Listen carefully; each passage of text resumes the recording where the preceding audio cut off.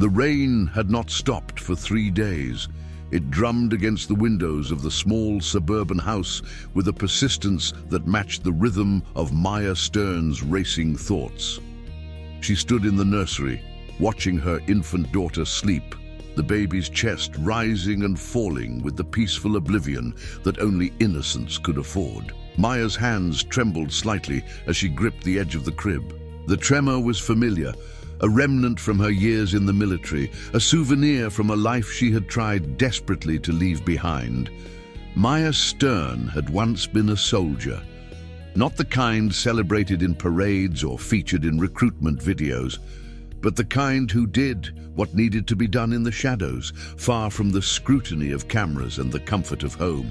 She had seen things that carved themselves into her memory with surgical precision, experiences that woke her in the middle of the night, gasping for air, convinced she was still there, still in the desert, still hearing the screams, still smelling the blood and cordite.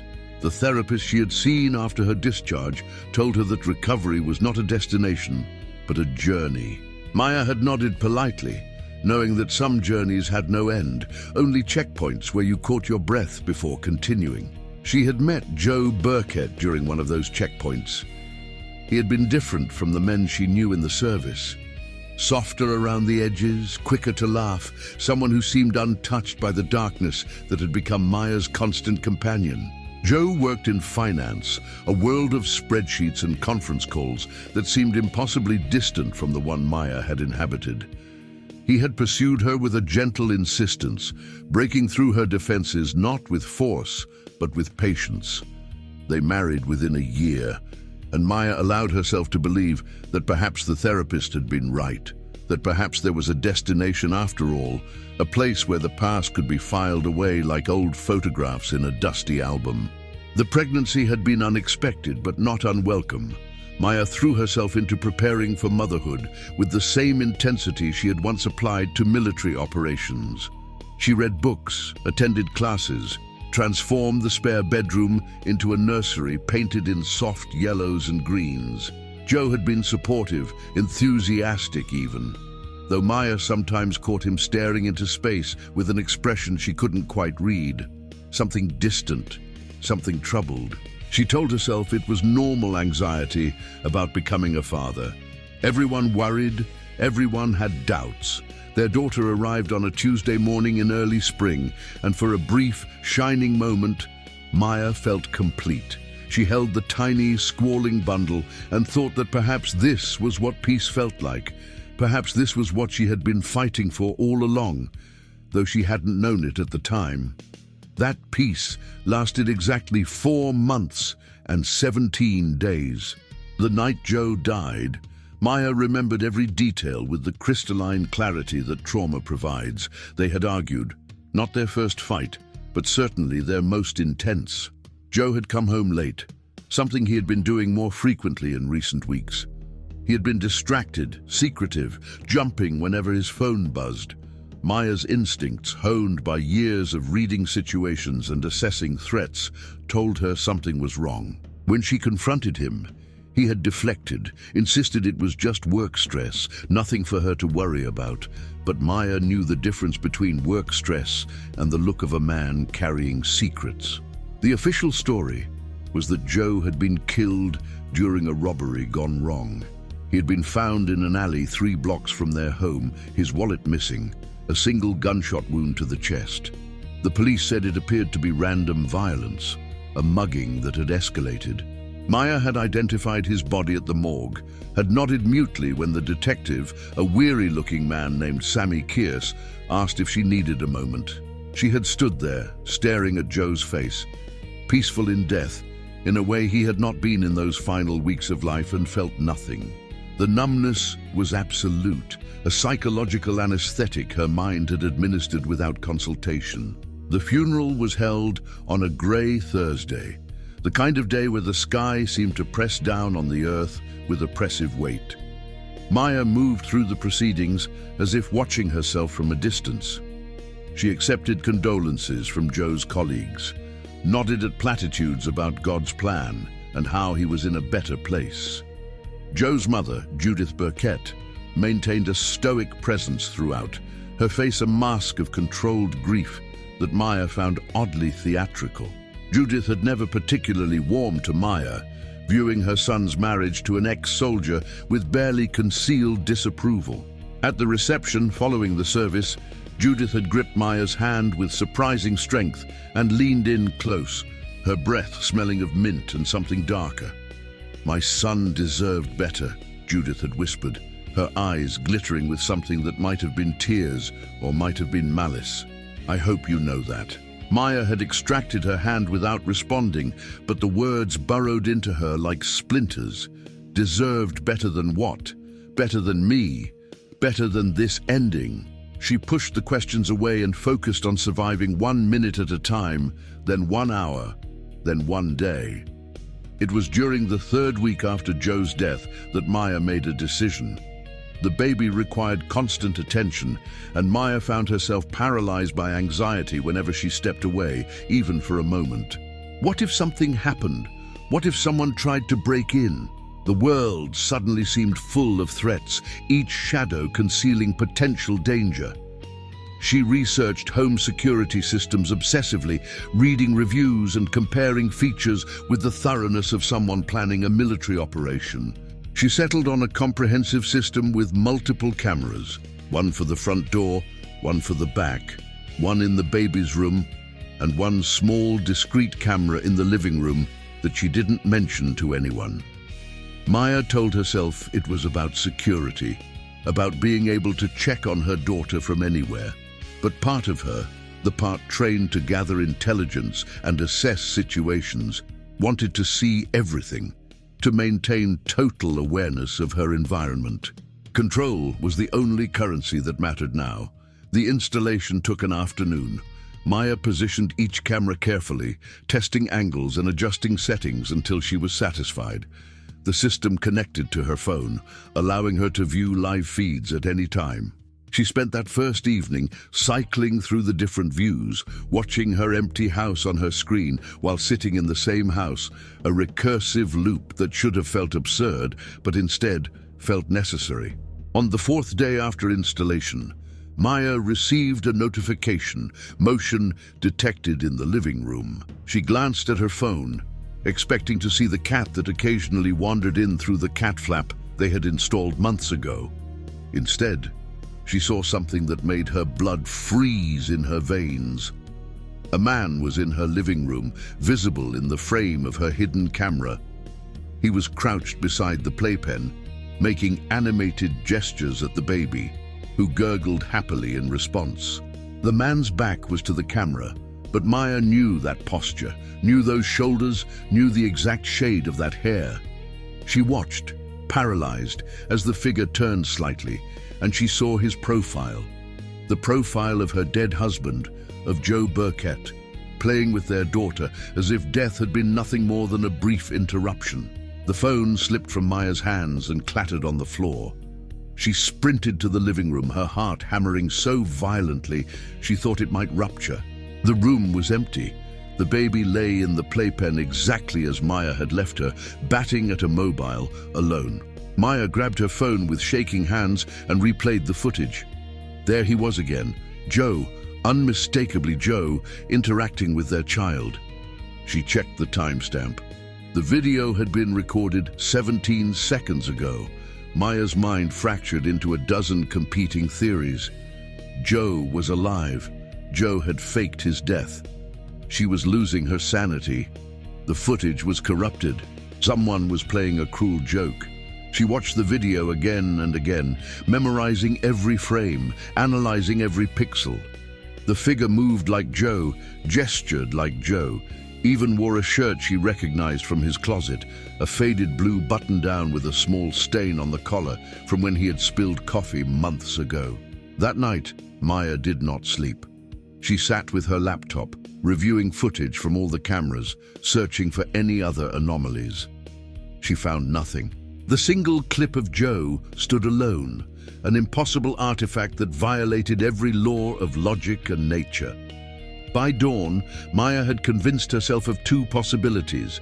Either Joe had somehow survived and was alive, hiding for reasons she couldn't fathom, or someone with sophisticated technology was manipulating her, creating deepfake videos to drive her towards some unknown end. The concept of deepfakes was not foreign to Maya. During her military service, she had received briefings about information warfare, about how artificial intelligence could now create convincing videos of people saying or doing things they had never said or done.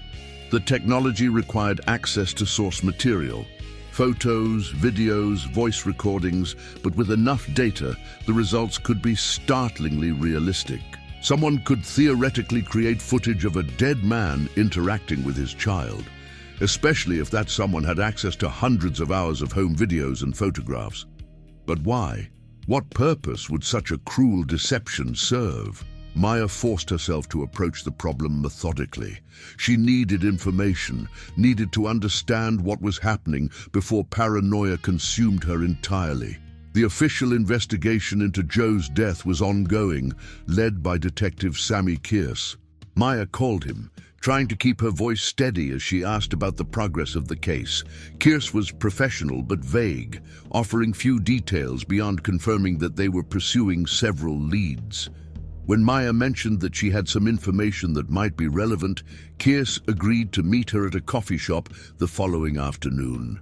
Detective Sammy Kearse was a man who carried the weight of too many unsolved cases in the set of his shoulders. He arrived at the cafe exactly on time, ordered black coffee, and settled into the booth across from Maya with the air of someone who had been disappointed by humanity too many times to expect anything different. He was younger than Maya had initially thought, perhaps early 40s, with dark circles under his eyes that spoke of long nights and short answers. Maya showed him the video on her phone. She watched his face carefully as he viewed the footage, looking for any flicker of recognition or alarm. Kearse's expression remained neutral, professionally blank, but his eyes narrowed slightly as he replayed the clip. "When did you record this?" he asked. "I didn't record it," Maya explained. "It was captured by a security camera I installed in my home 4 days ago." Kearse leaned back, studying her with an intensity that Maya recognized from her own interrogation training. "Mrs. Burkett, I need to ask you something, and I need you to be completely honest with me. Have you been experiencing any unusual stress? Any hallucinations? Any gaps in your memory?" Maya felt anger flare hot in her chest. "I'm not crazy, Detective. I know what I saw." "I'm not suggesting you are," Kearse said carefully, "but grief can do strange things to perception. The mind sometimes creates what it needs to see to process trauma." "This isn't my mind creating anything," Maya insisted. "This is footage from a digital camera. Either my husband is alive or someone manufactured this video. Either way, there's a crime here. Either Joe faked his death or someone is technologically harassing a widow. Which is it?" Kearse was silent for a long moment. Then he surprised her by saying, "There are some things about your husband's case that don't add up, details that bother me. I've been looking into his background, his associates, his family. Would you be willing to help me with that investigation?" Unofficially, Maya felt a spike of hope mixed with trepidation. "What kind of details?" "The kind I can't discuss in a public place," Kearse said. He slid a card across the table with his personal cell phone number written on the back. "Call me tonight, we'll talk." That conversation marked the beginning of Maya's descent into a labyrinth of secrets that had been hidden beneath the surface of her marriage. Kearse, it turned out, had been investigating Joe even before his death. There had been financial irregularities, large transfers from accounts Joe controlled, communications with individuals who had connections to organized crime, patterns of behavior that suggested Joe Burkett was involved in something far darker than the white-collar world he had presented to the world. But there was more, and this was what made Maya's blood run cold. Kearse had uncovered a connection between Joe and an unsolved case from 3 years prior, the death of a young woman named Claire Stern, Maya's sister. Claire had died in what was officially ruled an accident. She had been found at the bottom of a ravine during a hiking trip, her injuries consistent with a fall. The investigation had been brief, the conclusion swift. Maya had been deployed overseas when it happened, had flown home for the funeral in a haze of exhaustion and grief. She had met Joe only 6 months after Claire's death, and he had been a comfort during that dark period, someone who seemed to understand loss without needing it explained. Now, Kearse was telling her that Joe had been on that same hiking trip, that he had been one of the last people to see Claire alive, that his name appeared in the initial police reports, but had somehow been omitted from the final documentation. That when Kearse had started pulling threads, he had found inconsistencies, gaps, evidence of a story that had been carefully edited. "You're saying Joe killed my sister?" Maya's voice was barely a whisper. "I'm saying there are questions that need answers," Kearse replied. "And now Joe is dead too. That's a lot of bodies for one family tree." Maya felt the world tilt beneath her. Everything she thought she knew about Joe, about their marriage, about the foundation of her new life, was suddenly revealed as a construction built on sand. She thought about the weeks before Joe's death, his distraction, his secrecy. Had he known someone was investigating? Had he been afraid? Or had he been planning something? The deepfake video took on new significance. If someone had created that footage, the most logical suspect was someone who would benefit from destabilizing Maya, from making her doubt her sanity, from driving her toward confession or mistake. Someone who had access to intimate details of Joe's life, his mannerisms, his possessions. Someone like Judith Burkett. Maya began her own investigation, operating in parallel with Kearse, but following threads he couldn't pursue officially. She visited Judith under the pretense of discussing arrangements for managing Joe's estate. Judith's home was immaculate, a showpiece of tasteful decor and carefully curated family photographs. Maya noticed that many of the photos featured Joe alone or with his mother. Very few included Maya, and none showed the baby. During tea, an awkward, stilted affair where every word felt like a move in a chess game, Maya carefully steered the conversation toward Joe's childhood, his relationships, his history. Judith spoke in well-rehearsed phrases about her son's accomplishments, his potential, his tragic end. But when Maya mentioned Claire, when she casually dropped her sister's name into the conversation, something flickered across Judith's face. A micro-expression of recognition, of calculation. "Did Joe ever mention my sister to you?" Maya asked, keeping her tone light. Judith's pause was a fraction too long. "I don't believe so. Should he have? They knew each other. Briefly, before she died." "How tragic," Judith said, her voice flat. "So much tragedy surrounding you, Maya. One wonders if you attract it somehow." The words were delivered with a smile, but the malice beneath them was unmistakable. Maya left the visit with confirmation of her suspicions. Judith knew something. More than that, Judith was involved. Over the following weeks, Maya pieced together a narrative from fragments. Old emails she had never thought to examine carefully, text messages Joe had deleted, but that remained in cloud backups. Conversations with Joe's estranged brother, who was eager to talk about the family dynamics once Maya explained her suspicions. A portrait emerged of a family corroded by secrets and lies, a mother who controlled her son with psychological manipulation, a son who had learned to deceive as a survival skill. Joe had been with Claire the day she died. They had been having an affair. Brief, secret, something Joe had never mentioned to Maya. Claire had ended it, and during that final hiking trip, they had argued. What exactly happened next remained unclear, but the evidence suggested that Joe's involvement in Claire's death was not accidental. Whether it was a push during a heated moment, a failure to help when she fell, or something more premeditated, Maya could not determine. But Joe had been there, and Joe had let her sister die, and Joe had never said a word. Maya felt her grief curdle into something darker, something that tasted like acid on her tongue. She had married her sister's killer. She had created a child with him, and all the while Judith had known, had covered for her son, had helped him bury the truth. The revelation shattered the last remaining pillars of Maya's emotional stability. She began to experience episodes where time seemed to slip, where she would find herself in a room with no memory of entering it, where the baby's cries sounded distant and distorted, as if heard through water.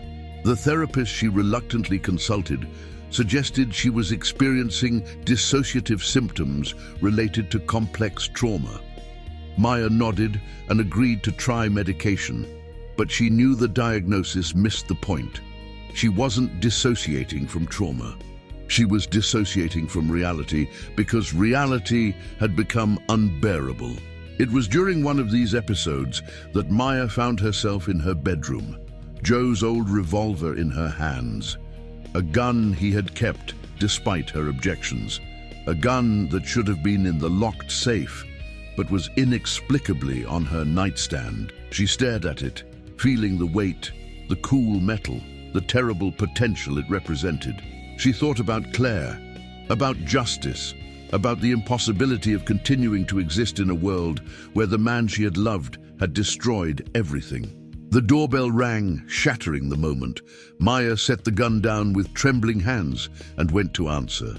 It was Kearse, looking more haggard than usual. "We need to talk," he said. "Now." There's been a development. The development was that the ballistics report from Joe's murder had finally been completed.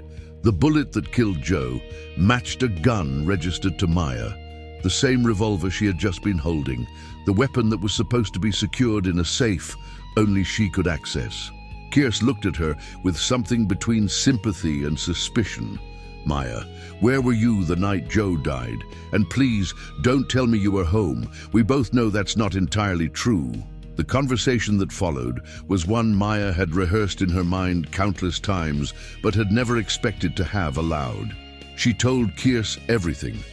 How she had discovered the truth about Joe and Claire, how she had confronted Joe that night, demanding answers, how the argument had escalated, how Joe had admitted his involvement in Claire's death with a casualness that suggested he had never considered it murder, just an unfortunate accident. A mistake he had moved past. How Maya had shot him. She described it clinically, the way she might report a mission outcome. She had retrieved the gun, had followed Joe when he stormed out of the house, had caught up with him in that alley. She had pulled the trigger once, center mass, exactly as she had been trained. Joe had looked surprised more than anything, as if he couldn't quite believe this was happening. He had died quickly. Maya had wiped the gun, had taken his wallet to make it look like robbery, had walked home through back streets to avoid cameras. She had killed her husband in cold blood, and she would do it again. Kearse listened without interruption. When she finished, he was quiet for a long time. "You know I can't let this go," he finally said. "I know," Maya replied. She felt strangely calm, the kind of clarity that comes when pretense is finally abandoned. "The video," Kearse said, "the deepfake. It was Judith, wasn't it? She was trying to break you, make you confess." "Yes. She must have suspected I was involved. She knew about Claire somehow, knew that Joe had told me. She wanted me to admit what I'd done, wanted to destroy me the way I destroyed her son. She almost succeeded." "She did succeed," Maya corrected.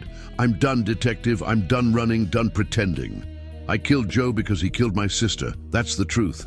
Do what you need to do."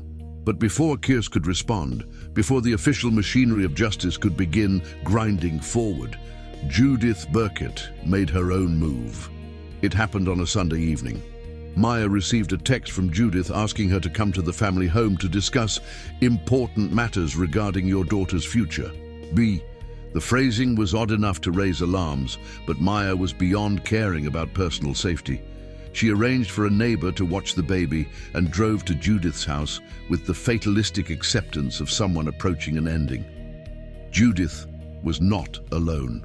Joe's brother was there, along with his father and an uncle Maya had never met.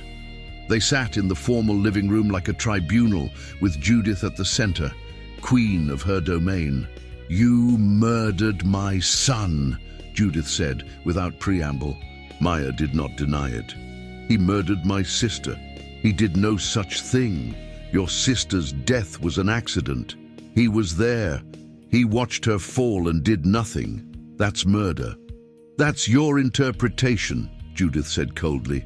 And you decided you had the right to be judge, jury, and executioner. You decided to take my son from me based on your twisted version of events. Maya stood to leave. This conversation is over. Say what you want to the police. I've already told Detective Kearse everything. Sit down, Judith commanded, and something in her voice made Maya comply despite herself. Do you really think I went through all this trouble? The videos, the investigation, setting up this meeting, just to turn you over to the police? The legal system is slow and uncertain. My son deserves better than watching his murderer possibly walk free on some technicality about trauma or self-defense. Maya's blood went cold as she understood. What are you going to do? Judith smiled, and it was the most terrifying expression Maya had ever seen. I'm going to give you exactly what you gave my son. Justice. The brother moved first, faster than Maya anticipated. Her military training kicked in reflexively, but she was outnumbered, exhausted, and somewhere deep in her fractured psyche, she didn't want to fight anymore. The struggle was brief. She heard a sound that might have been a gunshot, or might have been something else. Pain blossomed in her chest, sharp and absolute. As Maya collapsed to the floor, her vision narrowing to a tunnel, her final thoughts were not of regret or fear, but of a strange sense of completion. She had avenged Claire. Judith was avenging Joe. The circle was complete, the debt paid in full, the ledger balanced in the only currency that mattered. Her last image was of Judith standing over her, tears streaming down the older woman's face, the gun trembling in her hands.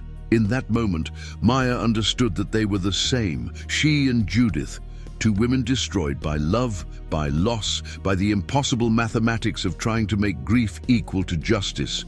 The baby would grow up an orphan, raised by Judith, or entered into the foster system, the inheritor of a tragedy she would never fully understand. Maya tried to whisper an apology to her daughter, to Claire, to the ghost of the man she had loved before she knew the truth. But the words wouldn't come. And then the darkness came, and Maya Stern's journey finally reached its destination. The official report would list her death as a home invasion gone wrong. Another random act of violence in a world full of them. Detective Sammy Kearse would suspect the truth but would find no evidence to prove it. The deepfake video would disappear from servers, erased by someone with technical skills and motive. Judith Burkett would attend another funeral, would accept more condolences, would play the role of grieving grandmother with the same theatrical precision she had brought to mourning her son. And in the darkness between truth and official record, between justice and revenge, between the lives we build and the secrets that destroy them, the story would remain a cautionary tale about the price of deception, the weight of vengeance, and the terrible final arithmetic of violence, answered with violence, death balanced by death, until no one remained to calculate the cost. The rain, which had started this story, continued to fall. It drummed against windows and washed streets clean, indifferent to human suffering, indifferent to the small tragedies that played out beneath its steady rhythm. Somewhere, a baby cried for a mother who would never answer. Somewhere, a detective closed a file marked unsolved and added it to a stack of others. Somewhere, a woman who had killed for love stood at a window, watching the rain, wondering if redemption was even possible when blood answered blood.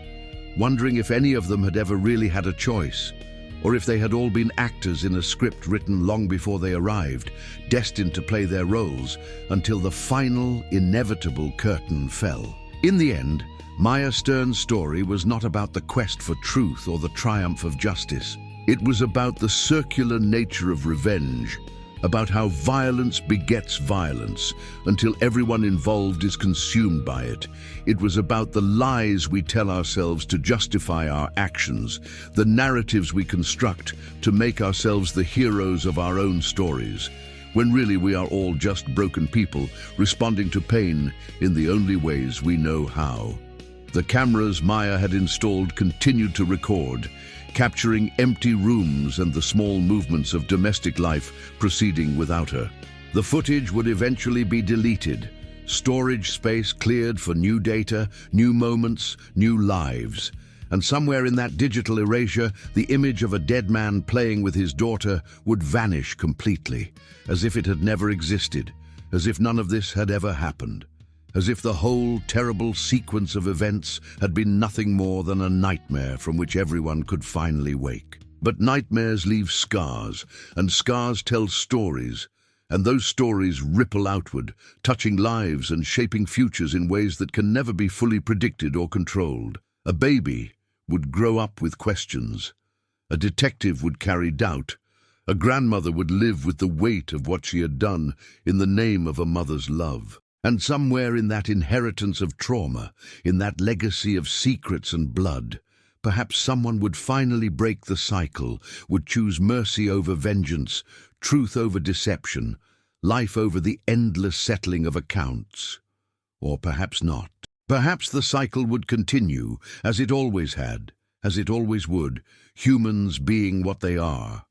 Creatures of passion and pain, forever seeking to balance scales that were never meant to be balanced, forever mistaking revenge for justice and justice for peace, when really there was only this: the rain, the darkness, the weight of choices made and cannot be unmade, and the long, silent aftermath where we all must live with what we have done.